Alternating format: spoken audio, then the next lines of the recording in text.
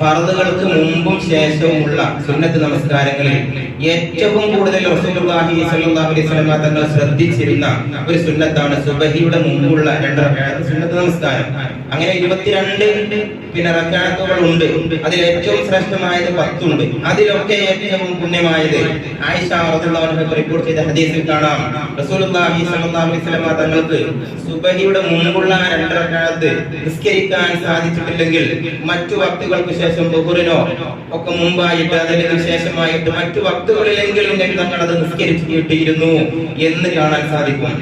ഒരുപാട് അതിന്റെ മഹത്വം പറയുന്ന ഹദീസുകൾ കാണാൻ സാധിക്കും. ദുനിയാവും ഈ ഭൂമിയിലുള്ളത് മുഴുവൻ ഒരാൾക്ക് നൽകപ്പെടുന്നതിനേക്കാൾ ശ്രേഷ്ഠമാണ് സുബഹിയുടെ മുമ്പുള്ള ആ 2 റക്അത്ത്. അത് തന്നെ വളരെ ലഘുവായിട്ടായിരുന്നു നബി തങ്ങൾ നിസ്കരിച്ചിരുന്നത്, വളരെ പെട്ടെന്ന് നിസ്കരിച്ചിരുന്നു എന്നാണ്. നിസ്കാരങ്ങളിലൊക്കെ തഹജ്ജുദാണെങ്കിൽ നീണ്ട വലിയ സൂറത്തുകൾ ഓതിയിട്ടായിരുന്നു റസൂലുള്ളാഹി സ്വല്ലല്ലാഹു അലൈഹി വസല്ലം തങ്ങൾ നമസ്കരിച്ചിരുന്നത്.